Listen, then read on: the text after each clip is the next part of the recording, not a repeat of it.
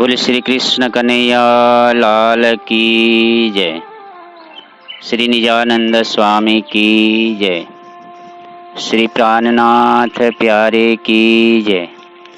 श्री बाबा जी दयाराम साहेब आपकी सदा ही जय। साक्षात श्री राजी महाराज के बांग में स्वरूप श्री तारतम सागर, श्री राजी महाराज के प्यारे सुंदर साथ जी और इस ग्रुप में जुड़ करके तारतम वाणी को हमेशा पठन पाठन मनन चिंतन कर रहने वाले सुंदर साथ जी को भी मेरे तरफ से बहुत बहुत बधाई। सभी सुंदर साथ जी को मेरा श्रद्धा भरी प्रेम प्रणाम।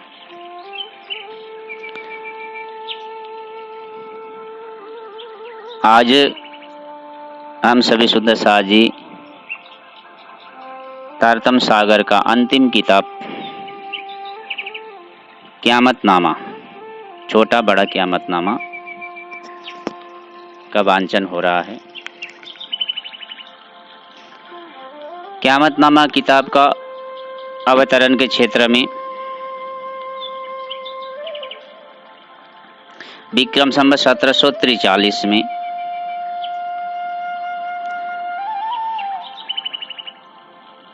स्वामी श्री प्राणनाथ जी महाराज जब पन्ना जी में लीला कर रहे थे, उस समय 1743 में प्राणनाथ जी महाराज आज 3 साल हो गया। सुंदर साथ को खाना पीना रहना सब कुछ जो सेवा छत्रसाल सोच रहे थे कि मैं कर रहा हूँ, परंतु यहाँ छत्रसाल की सेवा नहीं हो रही थी, राजाराम भाई का सेवा हो रहा था। ये बात जब छत्रसाल महाराज को पता चला, छत्रसाल महाराज एक दिन कोप भवन में चले गए। कारण मेरा तो केवल नाम मात्र हो रहा है और करने वाले तो दूसरे सुंदर साथ सेवा कर रहे हैं। तो इसी दुख में कोप भवन में चले गए। बाद में इसकी समस्या के लिए बलदीवान ने एक उपाय निकाला, आपको कोप भवन में रहने की ज़रूरत है, हम सभी मिल करके नज़दीक में जितना भी मुगलों के चुंगल में फंसे हुए छोटे छोटे गांव है, इन सबको स्वामी श्री प्राणनाथ जी के साथ में ले जा करके हम उद्धार करेंगे और वहाँ से जो भी टैक्स आएगा छत्रसाल के राजा के दरबार में, वो टैक्स से ही हम सुंदर साथ को सेवा कर सकते हैं। वहाँ के जो धन दौलत रुपया पैसा जो भी आएगा, तो इस बहाने 1743 में स्वामी श्री प्राणनाथ जी महाराज को श्रृंगार करके छत्रसाल महाराज सैनिकों को सबको लेकर के, कारण सबके सिर पर स्वामी श्री प्राणनाथ जी महाराज एक विशाल शक्ति के रूप में खड़े हैं, तो सुंदर साथ को कुछ डर नहीं है। आग में भी झाम खाने के लिए सुंदर साथ आज तैयार है। कारण जाको राखे सैया मार न सके, कोई वाल न बांका कर सके जो जग वेरी हुए। ऐसे महान शक्ति छत्रसाल ने पा करके आज इतने ताकतशील बन गए कि निकल गए छत्रसाल प्राणनाथ जी सुंदर साथ के जमात को लेकर के कई छोटे छोटे गांव खड़ोत, जलालपुर, कालपी आदि होते हुए बहुत सारे ऐसे गांव को उद्धार किया, ऐसे जगह को उद्धार किया मुगलों के चंगल से। और इसी बहाने अंतिम में स्वामी श्री प्राणनाथ जी आज चित्रकूट के नज़दीक में पहुंचे। वहाँ के राजा, हिंदू राजा जो थे बसंत सुर्खी, उनको पता चला और स्वामी श्री प्राणनाथ जी महाराज को निमंत्रण दिया, आप मेरे यहाँ भी रह करके सत्संग भजन कीर्तन का आनंद आप सभी सुंदर साथ को दीजिए। ये कहा करके उन्हें निमंत्रण दिया। जब वहाँ रहने लगे तो उस समय छत्रसाल महाराज को चिंता हुआ। मैंने तो सोचा था 1740 में जब प्राणनाथ जी महाराज मेरे दरबार में आए और मेरे से प्राणनाथ जी महाराज को कोई भी छीन के न ले जाए, मेरे से सेवा अटूट होता रहे, मेरे से सेवा न छूटे, ऐसा उनका भावना था। प्राणनाथ जी महाराज ने उनकी भावना को समझ करके छत्रसाल महाराज को कहा, आपके 2 कुंवर मेरे पास में सेवा के लिए भेज दीजिए और आपके ये 2 कुंवर की सेवा ही आपका सेवा अटूट रहेगा। ये कहा करके छत्रसाल महाराज ने 2 कुंवर को उनके साथ में सौंप दिए और उनने सेवा करते गए। इसी समय स्वामी श्री प्राणनाथ जी महाराज ने यही चित्रकूट में रह करके क़यामतनामा किताब का अवतरण किया। बोले श्री कृष्ण कन्हैया लाल की जय। क़यामतनामा किताब का जब अवतरण किया तो इसीलिए छत्रसाल की ये सेवा में त्यागपना, इतनी महान एक व्यक्ति को भी अंदर में सेवा का जो भावना है, महानता है, इसको देख करके प्राणनाथ जी महाराज ने प्यार से क़यामतनामा किताब के अंतिम चौपाई में कभी भी प्राणनाथ जी महाराज ने अपनी छाप के साथ साथ में छत्ता का नाम दिया। कारण छत्रसाल का नाम छत्ता इसीलिए कहा, बहुत प्यार से उनको पुकारते थे छत्ता छत्ता कह करके। ये क़यामतनामा किताब का अवतरण इस तरह से हुआ।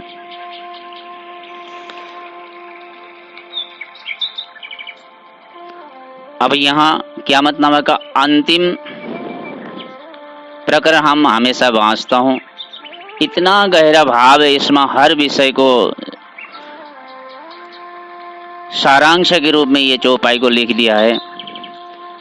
5वां और 6वां चौपाई अंतिम प्रकरण का, इस चौपाई के विषय में मैं आप सभी सुंदर साथ को कुछ भाव जाहिर कर रहा हूँ। तब तो दरवाजा मूंद के गया, पीछे तो नफा काहू को न भया, सब जले जलिया अजाजिल, जाय उठाया अस्राफील।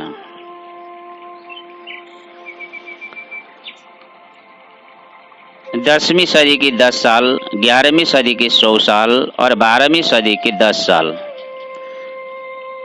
ये तीनों कुल मिलाकर के 120 साल होता है। इसी को पहला चौपाई में कहा, 9वीं आगे अरफा ईद कही, ले 10वीं आगू सब लीला भई।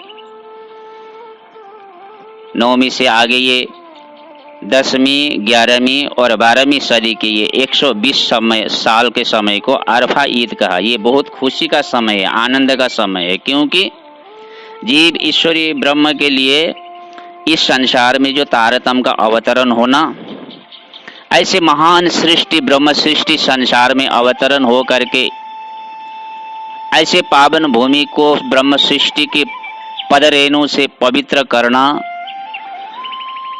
जो कि ढूंढ थके त्रिगुण ब्रह्मा विष्णु महेश, इन गोपी यानी कि पदरज वांछित ब्रह्मा विष्णु त्रिपुरारी, ऐसे ब्रह्म सृष्टि की जो पदरज ब्रह्मा विष्णु महेश भी ढूंढते थे, ऐसे ब्रह्म सृष्टि आकर के इस संसार में जागनी करना और इस भूमि में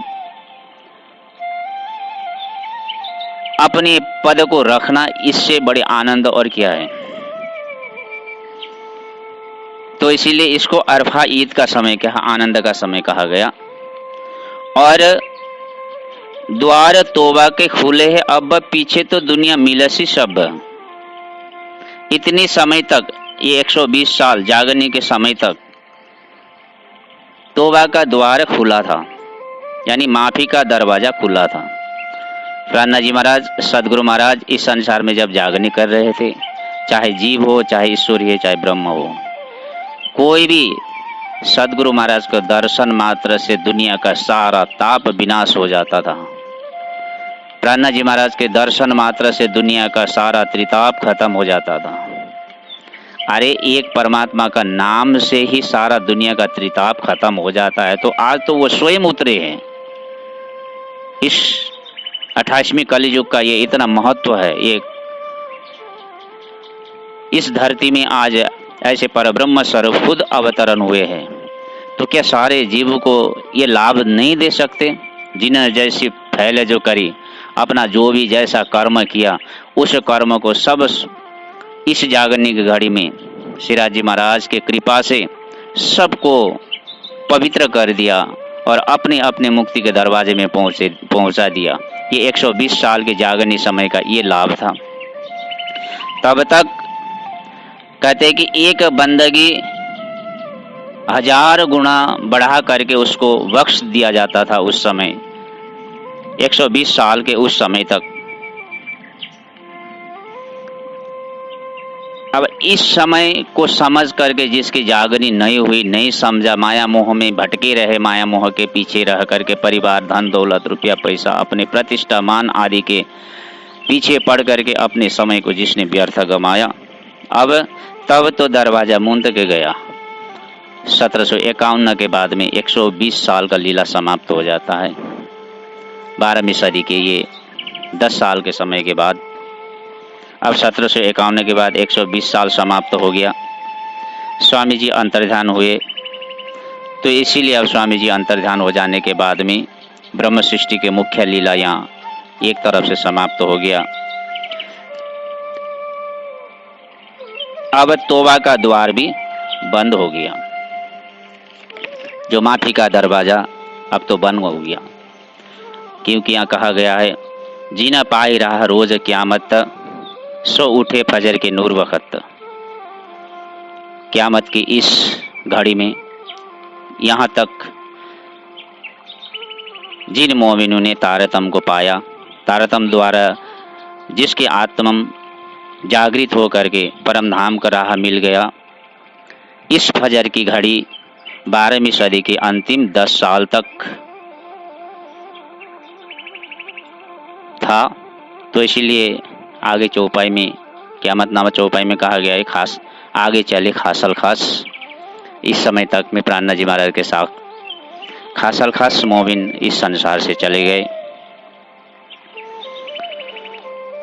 श्री जी के अंतर्ध्यान के बाद में रहने वाले मोमिन को इसके बाद में भी कई ब्रह्म सृष्टि अंतर्ध्यान के बाद में भी रहे।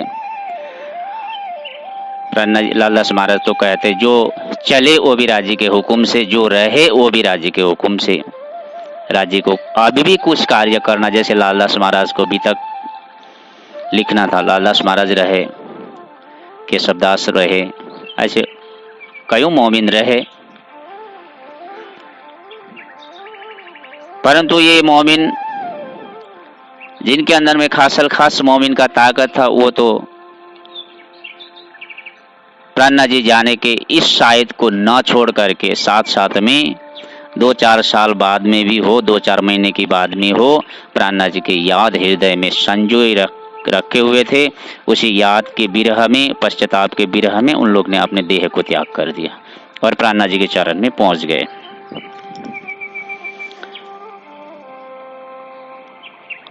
इसके बाद में भी जितने भी मोमिन रह गए, उनके हाथ में केवल पश्चाताप के सिवा और कुछ भी नहीं रहा। पश्चाताप की आग में जलकर ही ये मोमिन पाक हो गए और पवित्र हो गए। सब जलिए जलिया अजाजिल, जाए उठाया असराफिल। अब यहाँ अंत में कह रहे हैं कि 5वां चौपाई के 3रा चरण, सब जलिए जलिया अजाजिल। 12वीं सदी के बाद तो जीव, देवी, देवता, नारायण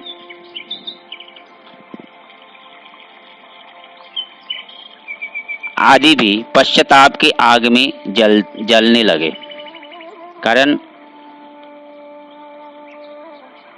देवी देवता उत्तम कोटि के जो जीव है, इनके अंदर में समझ, बुद्धि, विवेक होती है। कारण ये संसार का, इस क्षर ब्रह्मांड का एक सुनहरा मौका था, ये जो जागनी लीला का ये समय। इस समय में भी देवी देवता भी ये चाहते थे,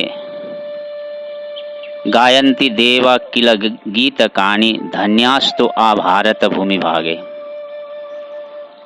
देवी देवता भी ये कामना करते थे, इसी जागनी के समय को, आनंद को प्राप्त करने के लिए इस 28वें कलियुग के अंदर में हम भी मनुष्य बनकर के यदि संसार में लीला करने के लिए पहुंचा होता, तो प्राणनाथ जी के ज्ञान के गंगा में हम लोग भी नहा सकते और हमारा भी इस क्षर ब्रह्मांड से मुक्ति होकर के अपने उस धाम में, उस अखंड स्वधाम में हम पहुंच सकते थे। इस तरह से उन लोग के अंदर में भी ये तारतम्य की जो जागृत बुद्धि के फल से उनके अंदर में भी इतना विवेक पैदा हो गया। साथ में नारायण भी पश्चाताप के आग में जल करके, इसी प्रकार के पश्चाताप के आग में जल करके वो भी पवित्र हो गए। क्योंकि नारायण के अंदर में असराफिल फरिश्ता ने जाके नारायण को जागृत बुद्धि द्वारा, इतने देर तक जब संसार में लीला हो रहे थे, लीला होने देर तक नारायण स्वप्न के बुद्धि से इस स्वप्न में ही ये सारे लीला को देख रहे थे। जैसे स्वामी श्री प्राणनाथ जी महाराज ने इस जागरण लीला को समाप्त किया,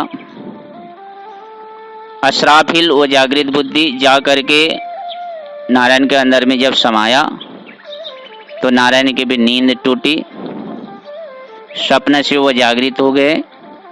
जागृत हो जाने के बाद में देखते तो इतने देर तक वो जो सपना देख रहे थे वो एक नश्वर जगत के सपना में वो भी रल रहे थे, वो भी इसमें मुग्ध हो रहे थे। परंतु जब उनके अंदर में जागृत बुद्धि ने काम करने लगा, अश्राफिल की जागृत बुद्धि ने जब काम करने लगा, तब नारायण भी वो क्या करने लगे, अपने को उस अखंड जहाँ उनका श्वेत द्वीप में जो अपना धाम है, यानी वो भी अब अक्षर की मूल धाम के तरफ उनके दृष्टि फिर गया।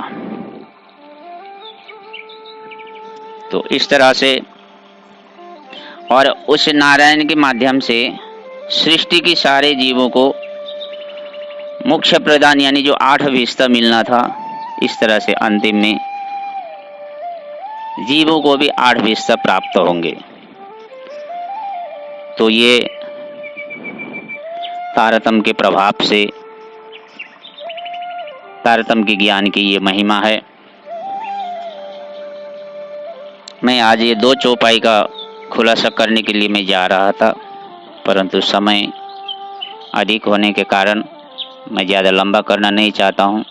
6वां चौपाई का जो खुलासा मैं फिर आने वाले पूर्णाहुति के आगे कभी भी क़यामतनामा के इस समय में मैं आप लोग को खुलासा करूँगा। आज इस चौपाई के विषय में मैं आप सभी सुंदर साथ से इतना ही कहकर मेरी भूल त्रुटि को मैं माफ़ी चाहते हुए श्रीराज जी महाराज के चरण में नमन बंदन करते हुए, बाबा दयाराम साहेब आपके चरण में प्रणाम करते हुए, आप सभी सुंदर साथ के चरण में प्रणाम करते हुए मेरे वक्तव्य को मैं यहीं विराम दे रहा हूँ आज के लिए। फिर कल पूर्णाहुति के समय में आप सभी सुंदर साथ से मिल करके हम वाणी का मंथन, वाणी का चौपाई को विषय में हम फिर आगे बात करेंगे। आज के लिए आप सभी सुंदर साथ से विदा चाहता हूँ। बोलिए श्री प्राणनाथ प्यारे की जय। बाबा जी दयाराम साहेब आपकी सदाई जय। प्रणाम।